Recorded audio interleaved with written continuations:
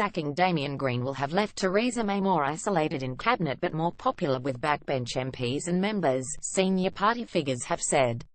As the Prime Minister weighs up an undoubted personal loss after forcing a close friend to resign over pornography claims, MPs said she should take comfort in winning over a section of her party who want to see decisive leadership. Instead, MPs have turned their ire on the former police officers whose notes from a confidential inquiry brought down May's de facto Deputy Prime Minister.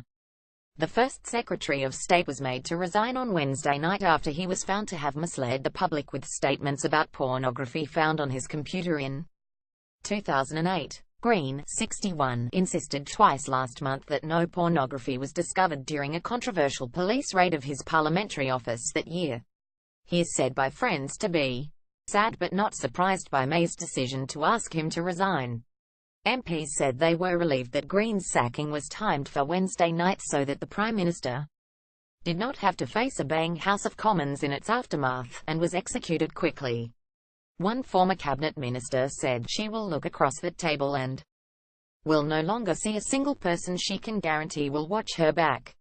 That is unfortunate, it is isolating, and not a problem that you can remedy easily. However, there will be many MPs who will be glad to see her taking a bold decision and sticking to it.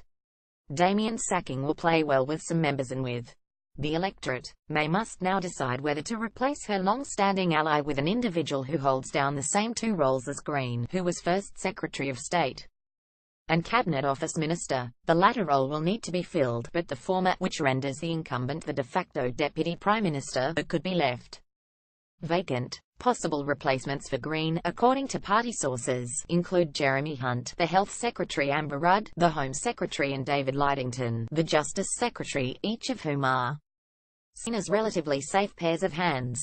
Hunt, 51, appeared to rule himself out on the Today program this morning by insisting he wanted to stay on in his current role, but he has gained support by managing to straddle the Brexit divide within the party. Rudd, 54, is an ally of May and a strong media performer. But as a Remainer, her promotion could cause ripples among the hard Brexiteers such as Michael Gove and Boris Johnson. Lidington, 61, is known to enjoy chairing meetings and getting to grips with detail, a necessary skill in Green's former job. A reshuffle is not expected before Christmas, granting May breathing space over the festive break to consider her next moves and how extensive a shake-up she wants. There is less of a pressing need to replace Green than the other two cabinet ministers May has lost in recent weeks. The Defence Secretary Michael Fallon and International Development Secretary Priti Patel, because Green does not have the same departmental responsibilities. MPs said they hoped May would use this opportunity to bring more fresh faces into the cabinet. One relatively new Conservative MP said May should use Green's departure to plan a wider reshuffle and promote new people. The cabinet team she has now is largely inherited. She's never really had a chance to forge the team in her image, he said. But most important, it would give the party a shot in the arm. Theresa's legacy will not just be Brexit, it will also be about trying to renew the party. Although we've had a good couple of weeks, we've had a tough year, and she could bring new ideas and new faces. Tory MPs, rather than turn their fire on May, have instead hit out at the two retired police officers involved in publicising the claims about pornography on Green's computer. Jacob Rees-Mogg, MP for North East Somerset, told The Sun, "I'm deeply concerned that as far as I can tell the reason for his resignation is some questionable behaviour by retired policemen based on a deeply questionable search of his office when he was an opposition spokesman in 2008.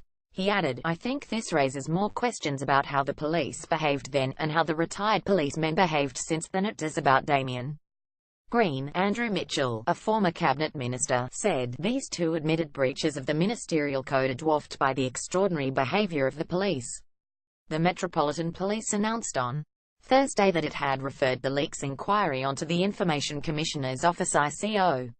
It concerns Neil Lewis, 48, a former detective constable who revealed this month that he had assessed the pornography on Green's computer. Lewis spoke out to back Bob Quick, the Met's former head of counter-terrorism, who told the Sunday Times in November that his officers had reported finding pornographic material on a computer from Green's office.